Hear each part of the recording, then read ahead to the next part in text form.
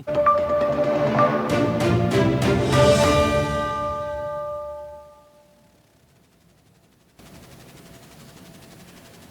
redaksi kembali hadir. Ini akan menjadi episode terakhir dari edisi Piala Dunia 2026 karena Spanyol sudah resmi menjadi juara dunia edisi 2026 setelah mengalahkan juara bertahan Argentina dengan skor tipis 1-0. Saya Iqbal Ramli dan tidak sendiri, tentu saja dengan rekan-rekan saya nih, ada Gia Pijar Perdana, produser sport dari Berita 1, dan ada Mas Wahyu juga dari redaktur pelaksana berita1.com. Kita selesai ya, begadang ya. Ya, 40 hari ya. Akhirnya selesai. Setelah 40 hari, 104 pertandingan, jamnya juga tidak bersahabat bagi Indonesia ya. Jam 2, jam 4. Adalah beberapa yang pagi ya, beberapa pertandingan yang pagi itu penyisihan ya. Oke, Gia, Mas Wai, kita buka dengan sesuai prediksi kita kah? Partai final, Gi? Kalau dari hasil ya kan, kita kan emang menjagokan Spanyol yang akan mendominasi. Cuman dari jalannya pertandingan sih sebenarnya banyak yang bilang tidak seimbang gitu ya, karena memang Spanyol tuh sangat mendominasi gitu. Jadi keseruan pertandingannya itu kita tuh nonton seru untuk melihat kapan Spanyol cetak gol gitu, bukan saling berbalas serangan gitu. Karena Argentina sih, nanti kita bahas detail ya, Argentina memang nggak dikasih kesempatan sama Spanyol sih. Mas Wahyu, sesuai prediksi kah? Apalagi sebelumnya laga perebutan peringkat ketiga antara Inggris dan Prancis itu hujan gol ya. Bisa sampai saling kejar-kejaran. Secara tontonan menarik ya. Tontonan menarik, thrilling lah istilahnya kan. Nah, tiba-tiba pas laga pemuncak kok jadi berat sebelah. Dan akhirnya skor pun 1-0. Jadi saya rasa perbandingannya sangat kontras dan mungkin kita akan bahas lah kenapa kok ini Argentina akan seperti itu. Iya. Kita mulai dari Spanyol dulu kali ya. Spanyol tampaknya memang strateginya sama seperti melawan Prancis gitu. Tiki taka modern, satu umpan 1-2 dari bawah ke tengah sampai ke lini depan gitu. Ini apa yang membuat sebenarnya strategi ini berhasil diterapkan lawan Argentina juga, Gi? Sebenarnya gini ya, kalau bisa berhasil tuh karena memang Argentinanya menurut saya di awal tuh tidak mengantisipasi bagaimana cara Spanyol bermain gitu. Iya. Gitu. Jadi Argentina tuh kan gelandang-gelandangnya tuh seakan-akan kayaknya nggak memperhatikan laga-laga semifinal gitu. Bagaimana misalkan gelandang Spanyol bergerak ke arah mana gitu, gelandang Spanyol sukanya ngasih bola kemana dari tengah ke depan gitu. Untuk misalkan dari Lamine Yamal gimana cara-cara dia bawa bola itu seakan-akan gelandang Argentina tuh memang tidak mengantisipasi itu. Jadi memang yang seperti kita sempat bahas juga ya, sempat disinggung juga di ketika sebelum-sebelumnya bahwa memang Argentina tuh lebih fokusnya ingin menghancurkan bagaimana fokus Spanyol di laga itu gitu dengan bermain keras dari sejak awal gitu kan. Kita terbukti ya banyak-banyak pelanggaran di awal-awal tuh yang tujuannya untuk buat Spanyol ini kehilangan ritme gitu. Tapi apa yang dilakukan Argentina ini justru tidak membuat Spanyol kehilangan ritmenya, justru emang Spanyol kayak udah siap aja gitu diajak main kasar, oke nggak berpengaruh fokusnya apa segala macamnya. Jadi ketika itu tidak berpengaruh sama Spanyol dalam hal fokus Spanyol ya Argentina juga kebingungan gitu. Sepanjang laga praktis di babak pertama kan dicoba dari kiri, serangan dari kiri Spanyol nggak tembus, dari tengah nggak tembus, Messi dihentikan, dari kanan nggak tembus. Jadi memang lebih ke situ sih. Lebih ke Argentina sepertinya tidak menyiapkan plan B untuk melawan lini tengah Spanyol yang gila sih menurut saya. Anda sepakat itu Mas Wai? Ya, menarik, atau ada catatan lain? Ya menarik dari Bang Gia bilang bahwa Argentina sepertinya bermain kasar untuk mengimbangi permainan tiki taka dari Spanyol. Ya. Kita kemarin udah bahas mengenai tiki taka ya, tiki taka yang modern lah dari yang De La Fuente ini bilang. Kalau menurut saya memang tiki taka yang sekarang ini sangat berbeda. Kalau dulu itu tiki taka yang zamannya Vicente Del Bosque dan juga Pep Guardiola itu mereka tuh lebih memegang possession football, bolanya yang diposesi. Semakin lama mereka memegang bola, semakin nyaman mereka untuk menyerang. Sedangkan yang dipegang oleh De La Fuente ini berbeda. Jadi mereka tuh ingin mendominasi lapangan. Jadi semakin cepat mereka menyerang, semakin bagus. Buat apa ketika mereka memegang bola lama-lama, kalau bisa menyerang dengan cepat. Nah itu adalah tiki taka modern yang sekarang. Yang De La Fuente kenalkan kepada itu. Dan sekarang terbukti ya, bisa hampir meredam. Spanyol tuh dari group stage sampai ini tuh adalah tim yang hanya kebobolan 1 gol. Iya, 1 gol. Iya kan? Di group stage terus di babak penyisihan, di babak knockout dia 1 gol juga di Belgia. Jadi intinya pertahanan mereka kuat dan mereka mengiring bola tuh dengan mendominasi lapangan dengan sangat dominan. Dan tadi dibilang Bang Gia bahwa sepertinya Argentina bermain kasar ya. Kalau menurut saya ya, kayaknya Scaloni itu emang pemikirannya itu bukan untuk memenangkan pertandingan 90 menit atau di babak pertambahan waktu, tapi dia mencari penalti. Jadi mereka bermain kasar, jadi mereka bermain sangat ya agresif lah, sehingga kadang-kadang kita melihat bahwa banyak sekali pelanggaran yang dilakukan oleh Argentina kepada timnas Spanyol karena mereka berusaha untuk memutus dominasi itu. Jadi tapi nyatanya titik balik itu terjadi ketika Enzo Fernandez kena kartu merah. Kartu merah. Dan itu sayang sekali. Akhirnya kalau menurut saya pribadi ya sebenarnya ini mungkin perspektif saya. Iya. Dari 90 menit itu sebenarnya Argentina bisa loh mengimbangi dengan caranya mereka kasar. Gitu.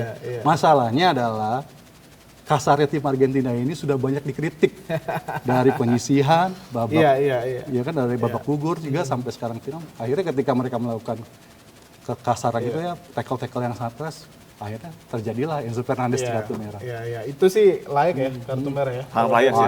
Iya. Karena secara kita yang nonton juga nggak ada perdebatan lah soal kartu Sampai terbang merah ya. Iya makanya. Apa yang membuat aliran bola tampaknya susah ke Lionel Messi? Ini sosok lini tengah atau memang Lionel Messi ini yang susah membuka ruang? Jadi menurut saya Spanyolnya bisa mengantisipasi cara bermain Argentina dalam menyerang gitu. Termasuk si dua gelandang itu tuh, Fabian Ruiz dan Rodri gitu. Mereka tuh nggak stay di pertahanan Spanyol, justru begitu kehilangan bola udah tahu tuh Rodri kemana, Fabian Ruiz kemana gitu untuk nyetopnya lah. Nggak nunggu Argentina untuk menembus dulu ke pertahanan Spanyol, tapi benar-benar nyetop di pertahanan Argentina sendiri ketika awal pegang bola gitu. Jadi misalkan Enzo udah pegang bola ya langsung ditutup oleh para gelandang-gelandang Spanyol gitu. Jadi menurut saya itu sih yang menjadi kunci gitu. Jadi mau dari tengah, dari pinggir, dari mana-mana tuh pemain-pemain Spanyol tuh sudah siap antisipasi, terutama selain dua gelandang menurut saya yang paling krusial adalah dua bek sayap ya, Pedro Porro sama Cucurella gitu. Jadi ketika dari tengahnya misalkan Argentina gagal, Argentina pengen nyoba dari sayap, ada dua pemain itu yang sangat agresif gitu untuk duel satu lawan satu gitu.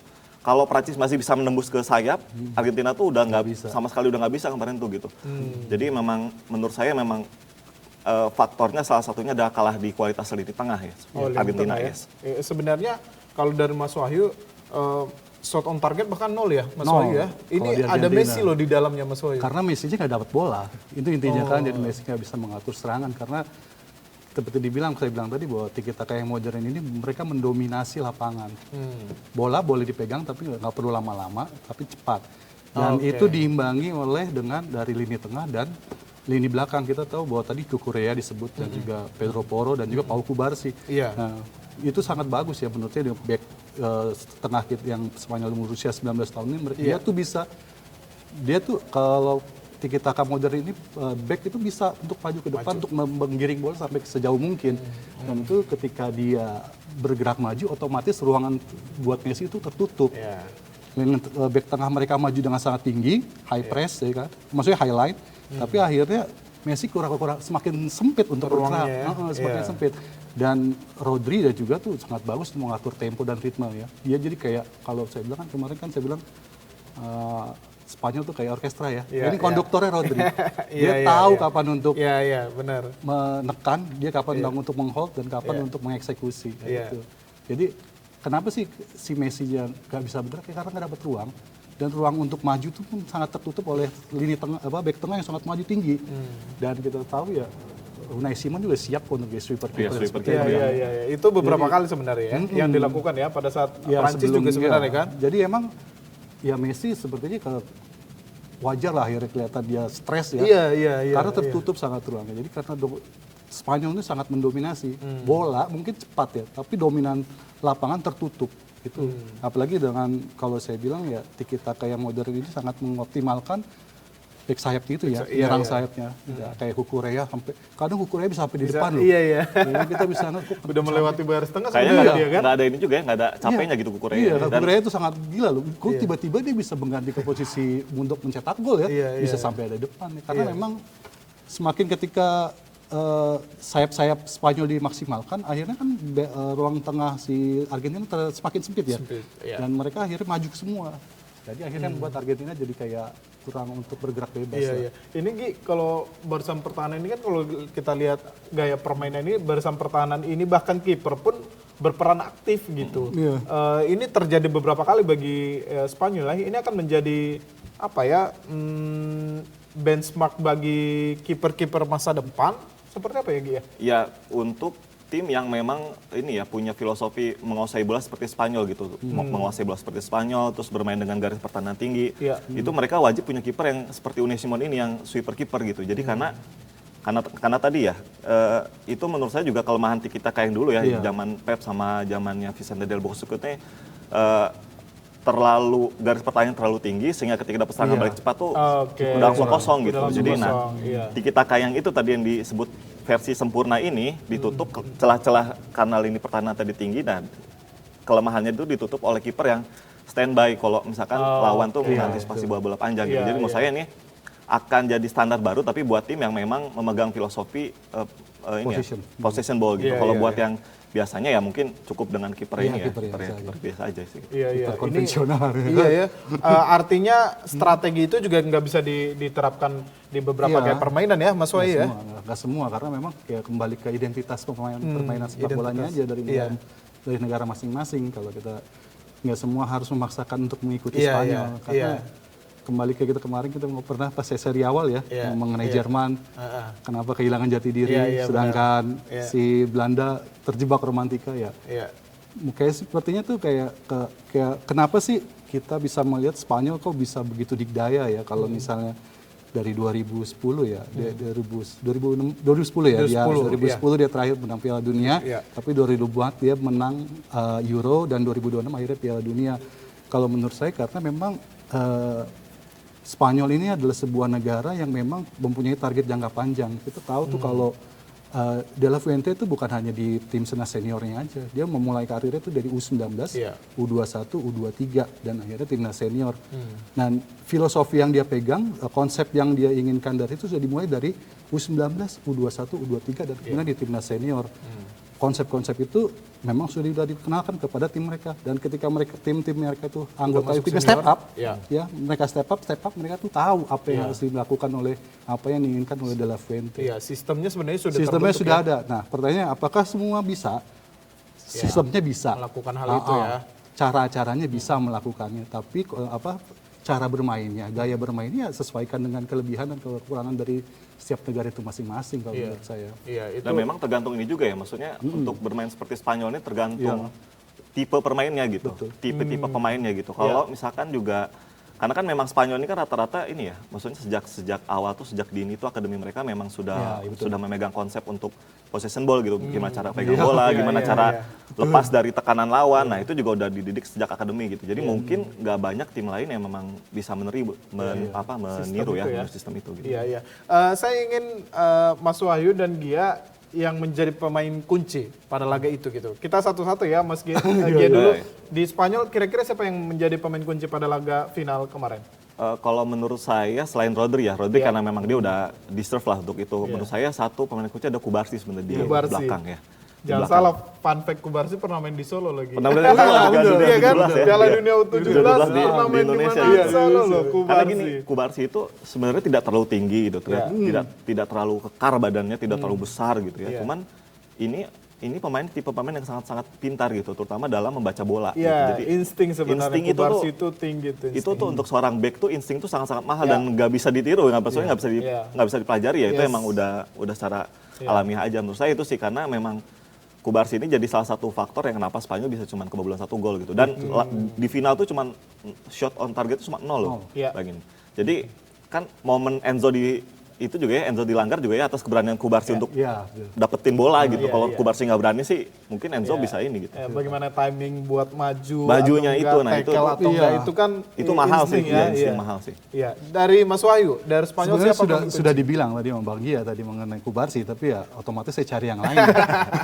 Mau nggak mau saya sebenarnya mau pilih Nico William ya, karena dia kan masuk sebagai pemain mengganti Iya. dan memberikan kontribusi assist buat itu Ferran Torres untuk golnya ya. Iya. Ya sebenarnya untuk man of the match ya saya pikir semuanya lah tuh mereka tuh bisa memberikan kontribusi yang tinggi karena setidaknya Spanyol tuh benar-benar menunjukkan bahwa bagaimana football itu bisa As a team ya. ya as a team terukur, hasilnya ada. Jadi udah kayak manajemen. Iya kan? Kayak manajemen. Hasilnya ada. Tapi ya kalau bisa dibilang yang terbaik ya mungkin Nico Williams. Ada beberapa kesempatan Nico Williams kalau misalnya dia nggak, mungkin karena umur ya. Iya, umur sih. Iya, dia beberapa kali bisa untuk mengeksekusi dengan baik, kayaknya bertingkah dikit lah. Agak-agak bertingkah akhirnya nggak maksimal ya kan. Golnya juga dianulir ya, golnya itu kan. Iya, Golnya dianulir. Itu jadi kontroversi juga tuh. Kenapa itu ya? Harusnya.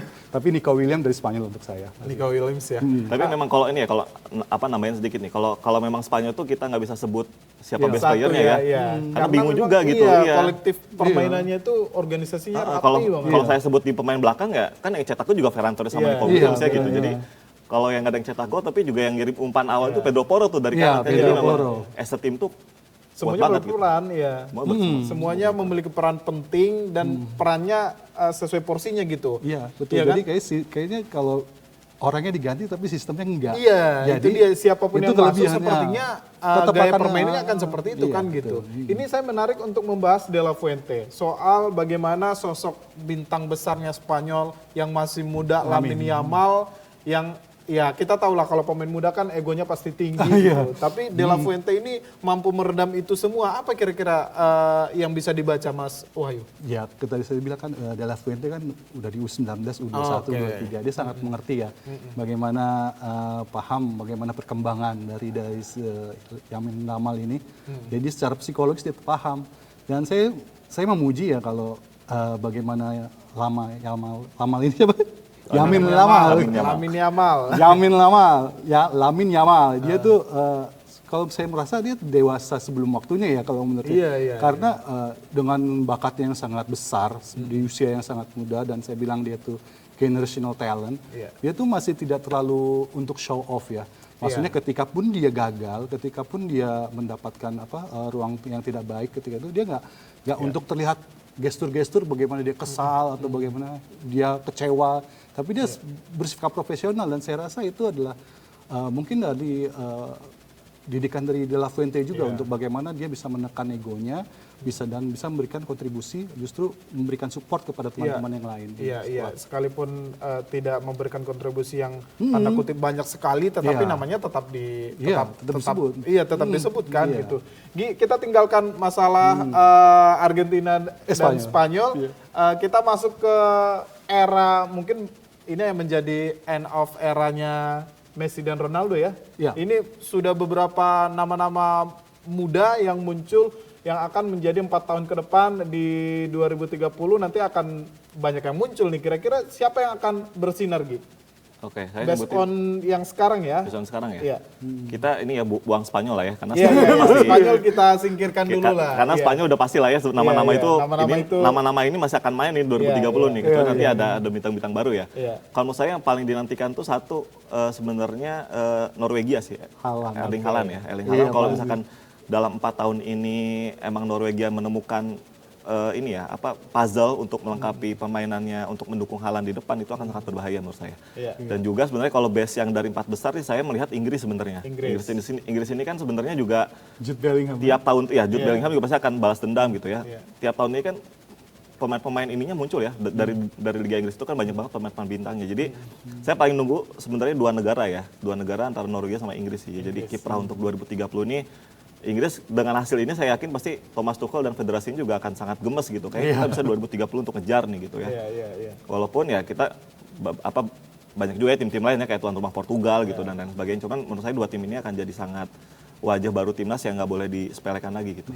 Mas Wahyu? Saya tuh sebenarnya setuju kalau misalnya kayak Messi sama Ronaldo gitu ya. Jadi kalau Bang Gia kan bilang memang ada Haaland ya. Kita butuh sosok yang memang kayak antitesanya nih. Ya mungkin Mbappe ya. Dengan Mbappe dengan karakternya yang ya kita sebut katanya diktator ya. Itu kayak kalau saya lihat memang sedikit merepresentasikan antara persaingan antara Messi dan Ronaldo ya. Yang satu kan Messi dengan humble-nya ya. Kita bisa lihat dengan Haaland ya, dengan dia kayak menganggap bahwa sepak bola itu sepertinya hanya dunia yang buat ekspresi aja. Jadi nggak terbebani dengan dengan status-statusnya dia sebagai superstar gitu. Bagaimana dia berinteraksi di media sosial juga kan kelihatan banget tuh kalau dia tuh kayaknya easy to reach ya, gampang didapat lah. Sedangkan Mbappe ini kayak dia sejak awal emang idolakan Ronaldo kan ya, dan sedikit banyak emang terpengaruh lah dengan gayanya ya. Dengan mungkin kita nggak tahu dia egonya seperti apa atau gimana, tapi ya kita butuh persaingan seperti Messi dan Ronaldo. Dan karena itu yang akan membuat dunia sepak bola itu akan sangat menarik.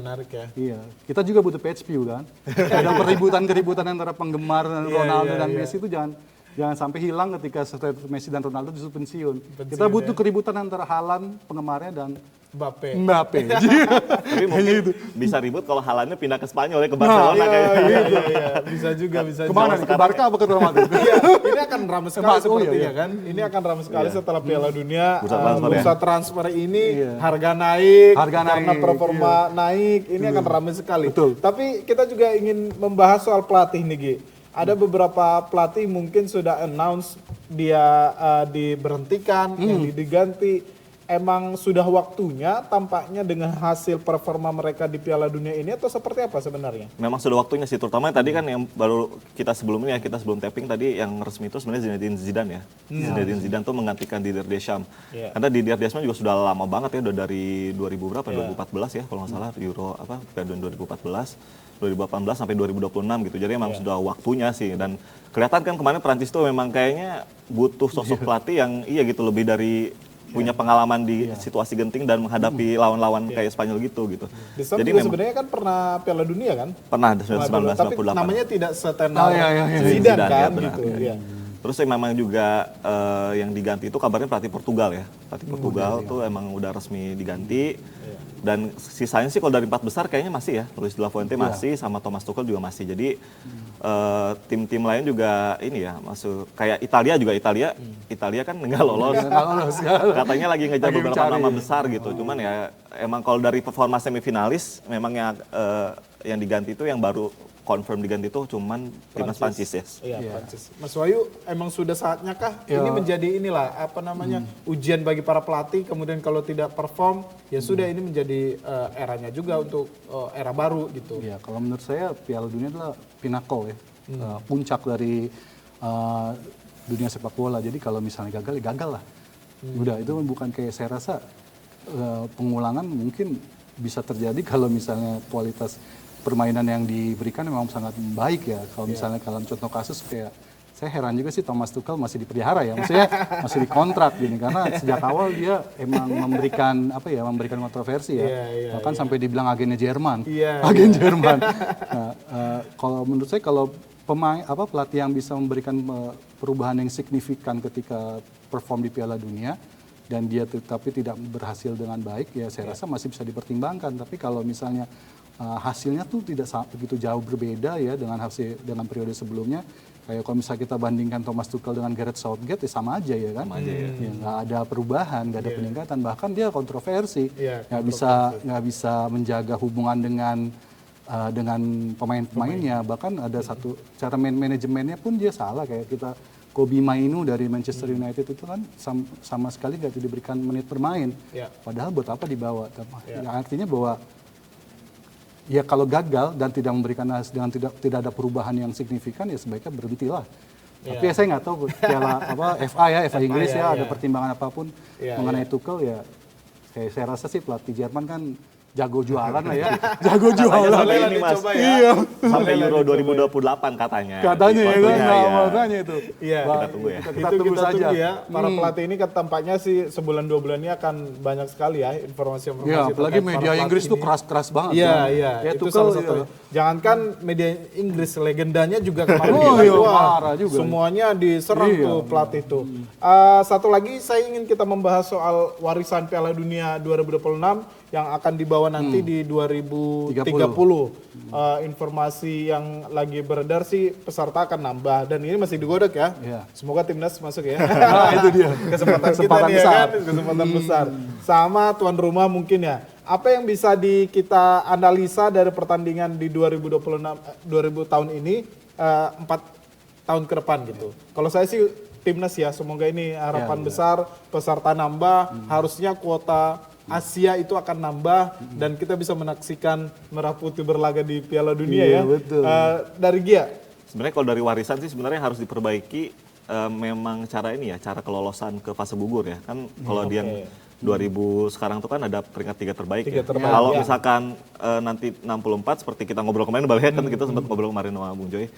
Memang kalau 64 peserta ya udah nanti grupnya udah langsung 2 terbaik aja lolos, jadi langsung 32 gitu, nggak ada lagi peringkat 3 terbaik karena biar sampai match day terakhir tuh semua tim memang berjuang gitu, nggak ada lagi kisah kayak Norwegia yang lolos dari sudah lolos terus dia pasang ini deh, pasang lapis 2-nya di match terakhir. Nah itu biar main mata ya.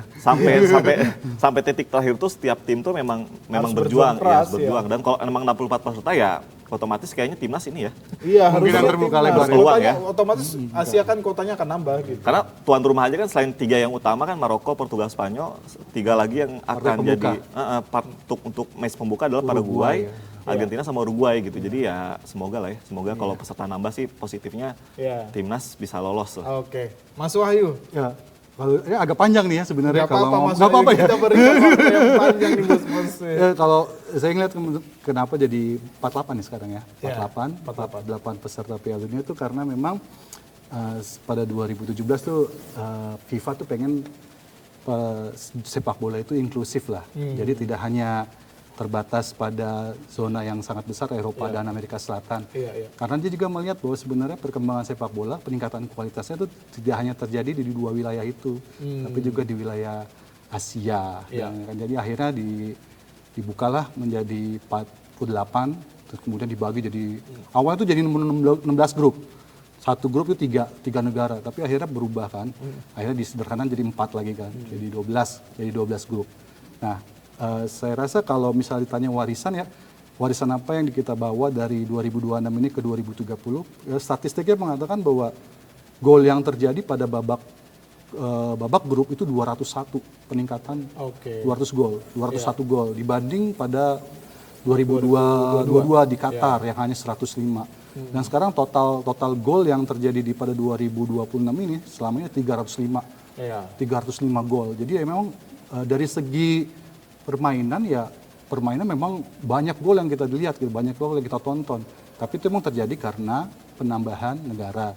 Tapi dari segi kualitas permainan justru kita melihat bahwa memang akhirnya FIFA tuh membuktikan bahwa kekuatan sepak bola tuh bisa loh, tidak hanya di Amerika Selatan dan juga di Eropa, karena kita bisa melihat beberapa negara-negara baru kayak Tanjung Verde, DR Kongo bisa masuk ke babak knockout ya kan. Itu membuktikan bahwa memang ternyata ini loh perubahan konsep dari 32 menjadi 48 itu memang ada faktanya yang bisa kita lihat. Dan saya berharap ya 48 ke 64 ini memang bisa membuka peluang lagi buat negara-negara lain yang memang bisa menunjukkan kualitasnya. Cuman seperti yang tadi dibilang Bang Gia bahwa kesalahan dari 48 ini adalah bagaimana mereka meramu kelompok grup dan juga penentuan untuk lolos babak penyisihan, babak knockout. Itu yang akhirnya menjadi kontroversi ya, kenapa kita lihat Argentina katanya mendapatkan jalan yang lebih mudah. Dan saya harap sih FIFA ya, jika memang 64, bikinlah bagan yang baik, bikinlah sistem yang baik, sehingga masyarakat tuh tidak ada, ya kalau saya rasa ini kenapa kontroversi terjadi nih, kenapa Argentina jadi sorotan nih, gara-gara FIFA juga. Mereka membiarkan Argentina tuh trial by the social media. Mereka dihukum secara sosial media, mereka dianggap bermain kasar, mereka dianggap mendapatkan anak emas. Anak emas FIFA. Saya rasa itu suatu hal yang nggak beralasan ya, melihat Argentina ya. Apalagi ya, sayangnya FIFA tidak memberikan jawaban. Tidak mengklarifikasi ya, bahwa Argentina itu bukan anak emas. Argentina juga tidak mendapatkan. Tapi itu bisa kita hindari ketika FIFA memberikan sistem yang baik. Itu aja sih. Kita tunggu bagaimana Piala Dunia 2030 ya Gi, akan ada pertambahan. Sekali lagi kita berharap pertambahan dari Piala Dunia ini diharapkan memang memberikan perkembangan yang baik bagi dunia sepak bola dunia, khususnya bagi kita di Indonesia yang memang mayoritas semuanya pecinta sepak bola. Karena kita tahu setelah Piala Dunia ini kan akan ada lagi turnamen-turnamen yang melibatkan timnas, Piala AFF dan segala macam gitu. Timnas. Ini menjadi percobaan kita lah di era John Hartman menuju nanti 2030. Cita-citanya kan seperti itu kan, janjinya gitu. Kita berharap ini semuanya bisa memberikan manfaat bagi yang mendengar. kita tutup mungkin edisi Piala Dunia ya, Nah, Mas Wahyu ya. Akhirnya ya. Akhirnya kita selesai di meja redaksi edisi Piala Dunia 2026. Semoga ini bermanfaat. Terima kasih teman-teman. Salam satu olahraga. Asik. Terima kasih. Terima kasih. Dadah. Enggak.